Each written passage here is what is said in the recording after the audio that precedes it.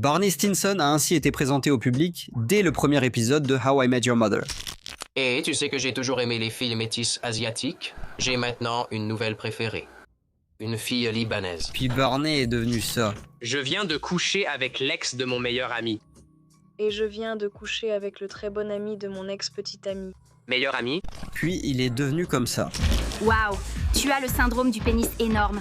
Je n'en ai jamais entendu parler. Oui, c'est ça le problème du CEP, le manque de sensibilisation. Revenons à ça. Nous avons vraiment un porteur d'alliance. Jusqu'à ce qu'il finisse finalement comme ça. Tu es l'amour de ma vie. Aujourd'hui, nous allons parler des multiples arcs de personnages de Barney Stinson. Mais avant cela, n'oubliez pas de liker et de vous abonner à Nerdstalgic si ce n'est pas déjà fait. Maintenant, les changements que subit le personnage de Barney Stinson au cours de la décennie de la série How I Met Your Mother sont vastes. Au fil des années, ce personnage qui commence comme un profiteur, un manipulateur et, franchement, une personne terrible à presque tous les niveaux imaginables. Ce n'est pas de la tromperie si tu n'es pas marié, si son prénom a 2 voyelles consécutives ou si elle vient d'un autre indicatif régional. Il se transforme en un romantique incurable, un mari et finalement un père aimant et attentionné. Les sitcoms catégorisent souvent leurs personnages, faute de meilleures métaphores. Dans n'importe quel sitcom, vous avez votre monsieur tout le monde, votre ingénu, vos intellos, vos fainéants, vos rigolos sarcastiques, vos mentors.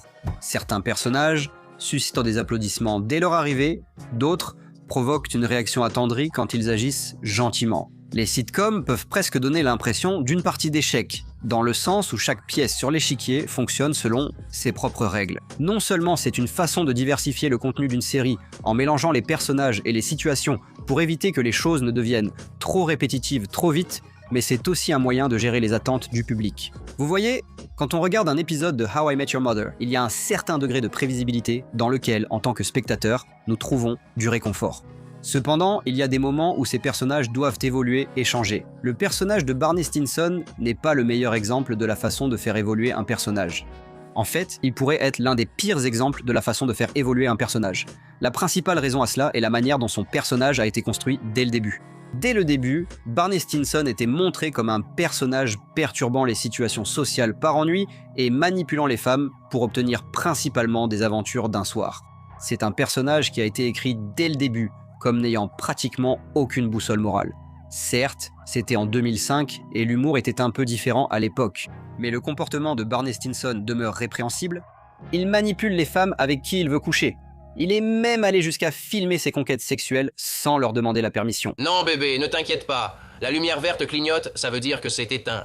Il a même mentionné avoir pu être impliqué dans la traite d'êtres humains en échangeant une femme contre une voiture. À un moment donné, je suis presque sûr d'avoir vendu une femme. Je ne parlais pas la langue, mais j'ai serré la main d'un gars. Il m'a donné les clés d'une Mercedes et je l'ai laissé là. Le fait est que Barney Stinson était à l'origine censé être l'un des pires êtres humains de la planète, et les scénaristes ont passé presque 5 saisons à ancrer cette idée dans nos esprits.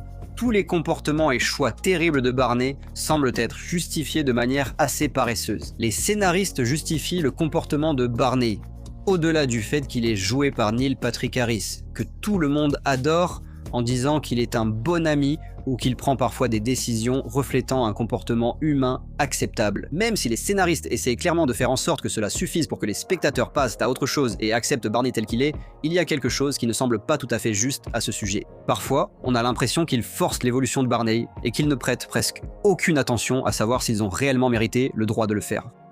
Examinons un personnage similaire, Dennis Reynolds dans la série Philadelphia. Eh bien, le but d'acheter le bateau à la base, c'était d'amener les filles à se sentir bien et un peu pompettes sur le pont pour qu'on puisse ensuite les emmener dans un endroit confortable sous le pont et tu sais, elles ne peuvent pas refuser à cause de ce que ça sous-entend. Comme Barney Stinson, Dennis Reynolds est un manipulateur opportuniste poussé par ses propres désirs égoïstes. Il ment, triche et vole. Il a des philosophies similaires. Là où Barney Stinson a son playbook, Denis a le Dennis System. Ce sont des personnages très similaires.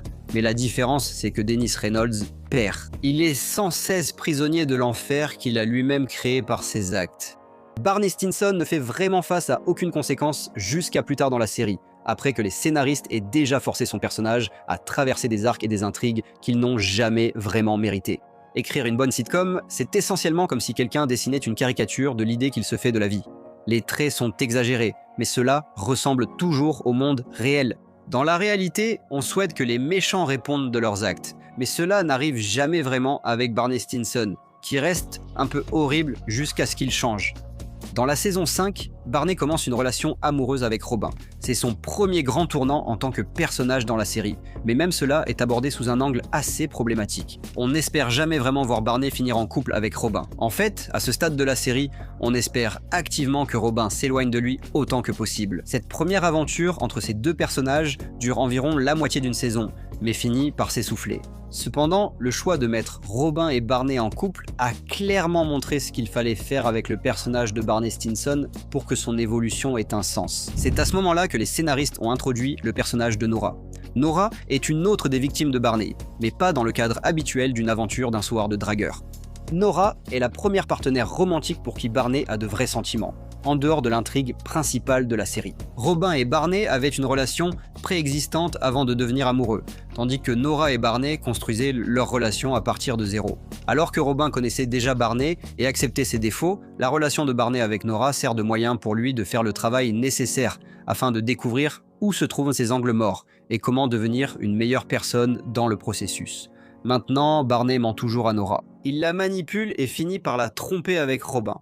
Mais contrairement aux précédentes conquêtes sexuelles et relations ratées de Barney, sa relation avec Nora est l'une des premières fois où Barney fait face aux conséquences de ses actes. Il doit avouer chaque fois où il a menti à une femme pour coucher avec elle et montrer au public qu'il est conscient des casseroles qu'il traîne et qu'il en éprouve des remords. Bien sûr, il a fallu 146 épisodes pour en arriver là, mais bon, mieux vaut tard que jamais. Après que l'arc de Barney avec Nora se termine, il entre très rapidement dans une sorte de relation pansement avec Quinn, à qui il fait très vite sa demande en mariage.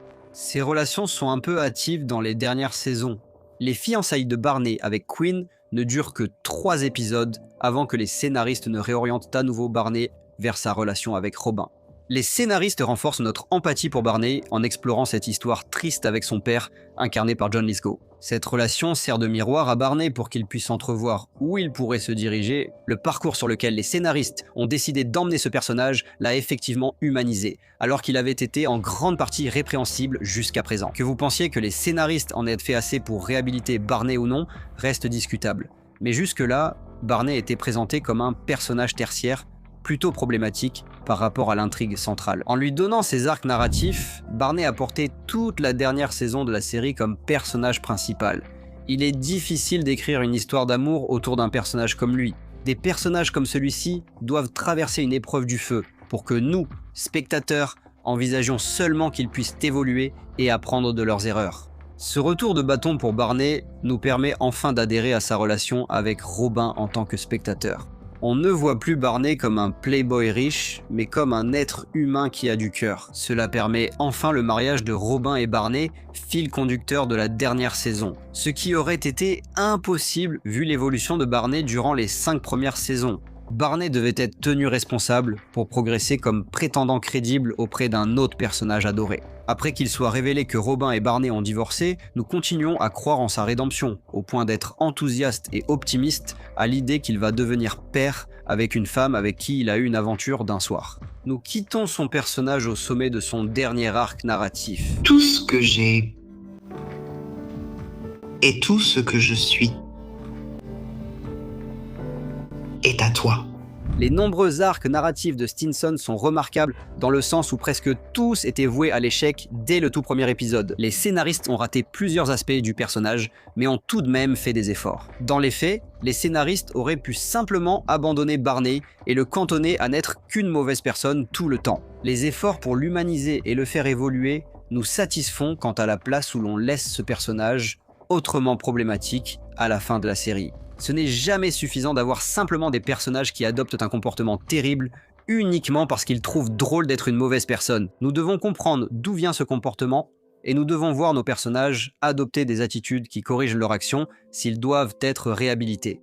Inversement, si nous refusons de réhabiliter ces personnages terribles, ils doivent au moins échouer pour nous donner envie de les revoir chaque semaine. Instaurer responsabilité et conséquences pour les personnages révèle leur humanité au-delà des apparences.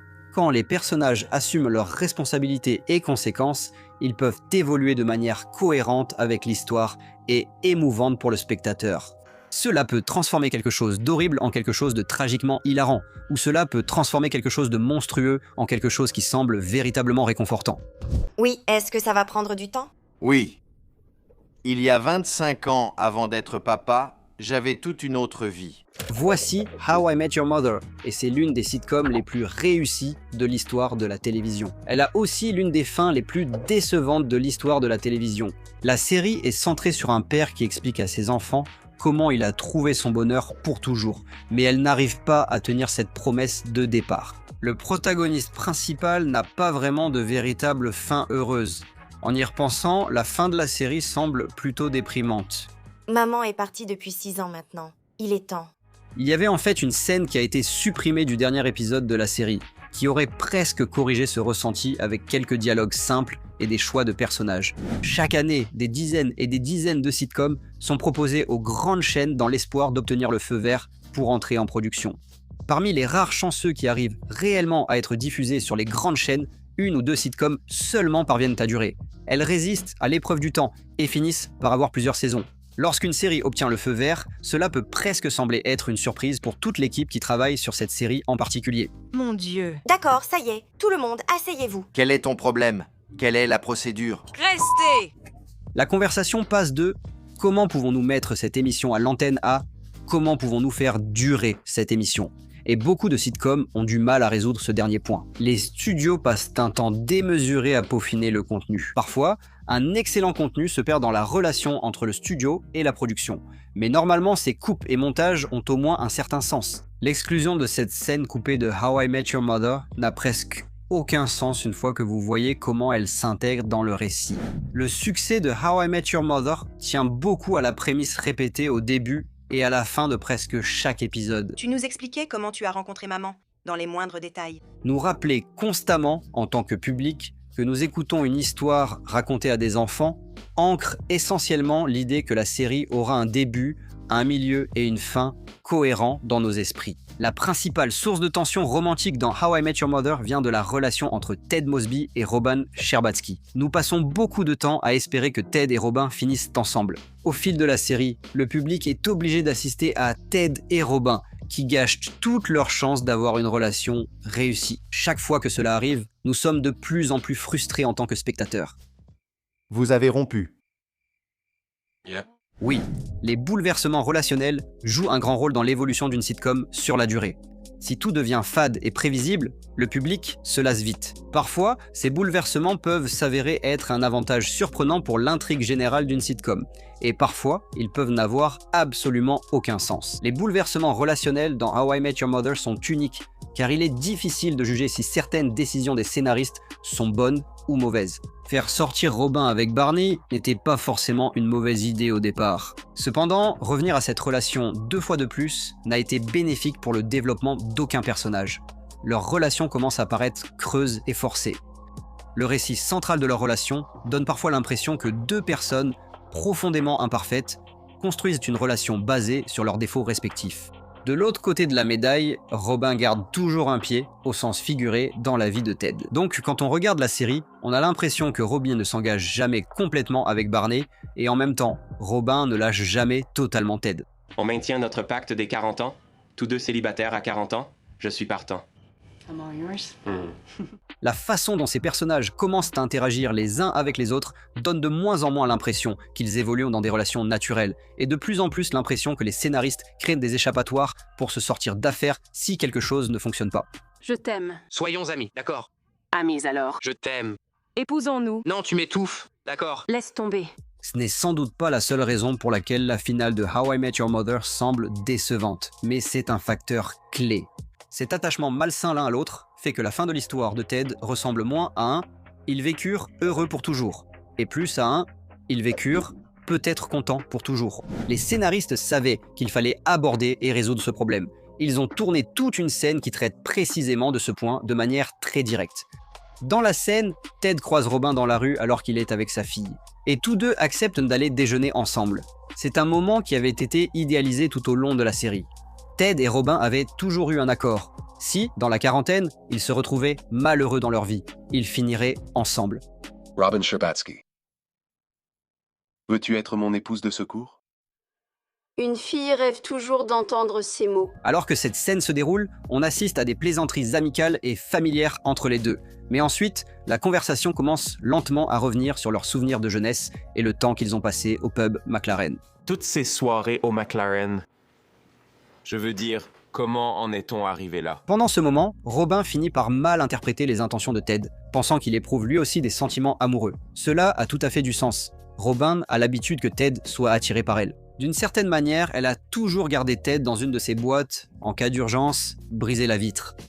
Cela pousse Robin à avouer ses sentiments à Ted, exactement comme il a toujours voulu les entendre. Et je me sentais folle d'y penser, mais maintenant que je sais que tu ressens la même chose, je ne me sens plus folle du tout. Après ce bref échange, il y a un moment de gêne. Ted explique ses intentions à Robin, et ils discutent du bonheur et de l'épanouissement que Ted trouve dans son mariage et sa famille. Il va même plus loin en précisant sa définition du bonheur en disant à Robin qu'il ne pense plus au « et si ». Ted va chercher ses enfants et nous partageons une dernière blague complice avant son départ. De gros problèmes. C'est un peu sombre, mais c'est aussi le moment parfait qui boucle la boucle pour Ted Mosby. Voilà le moment dont How I Met Your Mother avait désespérément besoin, mais qu'ils n'ont pas inclus. Non seulement cette scène a permis de clore la relation entre Ted et Robin, mais elle renforce et solidifie aussi l'ensemble du concept de How I Met Your Mother. Sans cette scène, How I Met Your Mother laisse effectivement le public penser que pendant tout le temps où Ted raconte son histoire à ses enfants, il a secrètement gardé des sentiments pour une autre personne. Cela fait de Ted Mosby moins un protagoniste attachant, névrosé et amoureux, et plus, eh bien, un vrai salaud. Il fait asseoir ses enfants très jeunes pour leur expliquer qu'il s'est en gros contenté de leur mère. C'est un peu insatisfaisant et franchement un peu bizarre. Cette scène de déjeuner entre Ted et Robin est tellement importante qu'elle recontextualise complètement la fin de la série. Et c'est franchement un peu fou que ça n'ait pas été inclus dans le final de la série.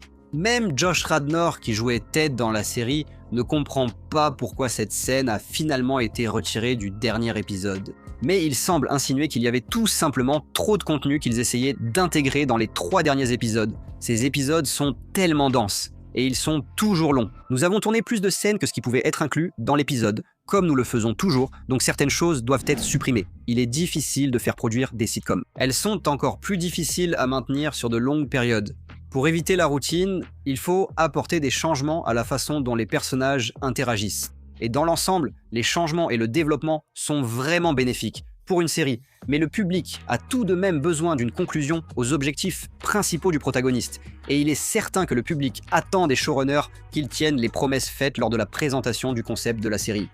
La scène supprimée de How I Met Your Mother rappelle qu'il n'en faut pas beaucoup pour offrir une conclusion. Et avec une écriture efficace et des interprètes exceptionnels dans votre série télévisée, vous pouvez offrir au public tout le sentiment d'aboutissement dont il a besoin en seulement quelques minutes fugaces. Ce serait la 4e pire chose. Numéro 1, un super volcan. Numéro 2, un astéroïde frappe la Terre. Numéro 3, toutes les images d'Evel Knievel le diabolique sont perdues. Numéro 4, Ted appelle Karen. Numéro 5, Lily se fait dévorer par un requin. Voici Marshall Eriksen. Tout au long de How I Met Your Mother, il incarne le point de vue de l'homme en couple. Il est le meilleur ami de Ted Mosby et sert souvent à illustrer une grande sensibilité émotionnelle. Cependant, Marshall est relégué à un rôle très réduit pendant la 9e et dernière saison de la série. Et sa quasi-absence est souvent considérée comme l'une des principales raisons pour lesquelles la dernière saison de How I Met Your Mother a été si insatisfaisante à regarder. Il est étrange qu'un personnage principal apparaisse seulement dans des flashbacks et quelques scènes en voiture. Que s'est-il passé ? Le processus d'approbation d'une sitcom peut être compliqué et va bien au-delà de la simple création de quelque chose qui serait largement considéré comme divertissant pour le grand public. Vous devez convaincre les dirigeants que votre série a du potentiel et qu'elle peut générer des bénéfices sur plusieurs saisons. Cela tient en grande partie à la façon dont les interprètes de la série sont sous contrat. Les contrats longue durée assurent la cohérence et permettent aux scénaristes de savoir pour qui ils écrivent. Dans le cas de How I Met Your Mother, les principaux interprètes étaient sous contrat pour environ 7 ans de production, ce qui est la durée légale maximale possible aux États-Unis. Cela a donné 8 saisons de travail, mais How I Met Your Mother a été renouvelé au-delà des 8 saisons prévues. Cela n'a pas posé de problème pour les principaux acteurs de la série. Josh Radnor, Cobie Smulders, Neil Patrick Harris et Alyson Hannigan ont tous accepté de revenir pour la dernière saison. Jason Segel, en revanche, était quelque peu réticent à revenir pour la 9e saison. Au fil de How I Met Your Mother, la notoriété de Jason Segel au cinéma grandissait rapidement. Il avait connu un grand succès dans son rôle de Peter Breder dans le film Sans Sarah, Rien ne va, un film que Segel avait également écrit lui-même. Sa performance enjouée en tant que marionnettiste en devenir lui a valu de nombreux éloges de la critique, à tel point qu'on lui a donné l'opportunité de ramener les Muppets au premier plan du divertissement dans le film Les Muppets, sorti en 2011. Citoyens de la Terre, le grand Gonzo est de retour. Ce film a remporté l'Oscar de la meilleure chanson originale et a inspiré une suite ainsi que plusieurs émissions télé. Et je vais bientôt découvrir qu'ils ont du goût. Merci, c'est très généreux. La dernière saison de How I Met Your Mother présentait aussi une structure et une juxtaposition unique par rapport aux saisons précédentes. L'intégralité de la dernière saison de la série se déroulait sur un seul week-end, ce qui signifiait que le calendrier de tournage devait être condensé. La dernière saison a été tournée sur une période de 6 mois, chaque épisode nécessitant environ 5 jours de tournage. L'état d'esprit compte. Votre vision de l'avenir influence fortement vos décisions, quel que soit ce que vous faites. La vision de Jason Segel pour sa carrière dépassait le simple rôle du sympathique idiot de sitcom. Lorsqu'un artiste veut prendre son envol, rester attaché à un projet qui commence à lasser peut donner l'impression d'être bloqué et d'empêcher d'atteindre ses objectifs. Les rôles dans les sitcoms sont parmi les postes les plus convoités de l'industrie. Le travail est stable, régulier, lucratif et prévisible. Au début d'une carrière florissante, s'engager dans un contrat de sitcom à long terme est, à tout point de vue, une décision intelligente. Un travail régulier signifie la stabilité, ce qui est une denrée rare pour un acteur débutant. Cependant, une fois qu'un acteur commence à percer, c'est-à-dire qu'il devient un nom connu de tous et qu'il devient lucratif pour les studios d'associer l'artiste à des projets, les choses changent. Au lieu de vous demander d'où viendra votre salaire, vous vous demandez lequel accepter. C'est là que les managers et agents interviennent. Lors du tournage de la dernière saison de How I Met Your Mother, Jason Segel était représenté par United Talent Agency, l'une des plus grandes agences d'Hollywood, experte en marketing. Ils savent trouver à leurs clients le bon travail au bon moment. Jason Segel était très sollicité et, avant de signer pour la 9e saison de How I Met Your Mother, il avait déjà accepté de tourner Sextape avec Cameron Diaz. Ce film devait être tourné en novembre 2012, ce qui tombait en plein milieu du planning de tournage de How I Met Your Mother, rendant Jason Segel totalement indisponible pour travailler sur les épisodes 10 à 12. Il apparaît à peine et la plupart de ses scènes ont été tournées à l'avance. Cela aurait été un problème beaucoup moins important si la saison avait été structurée différemment. Mais le fait que l'intégralité de la 9e saison se déroule sur une période aussi courte rend l'absence du personnage de Marshall complètement étrange. On dirait qu'il disparaît de l'histoire puis réapparaît sans explication.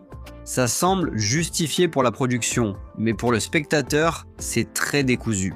C'est presque comme si la dernière saison tenait avec du ruban adhésif et des agrafes plutôt que d'être quelque chose de solide et de concret. Un autre problème que Jason Segel a rencontré est lié à des divergences créatives. Les divergences créatives peuvent, en pratique, être fatales à tout projet. De Topher Grace dans That 70s Show à Dan Harmon sur Community, lorsque des membres essentiels du casting et de l'équipe quittent la série à cause de divergences créatives, il semble que ce ne soit qu'une question de temps avant que la série ne touche à sa fin.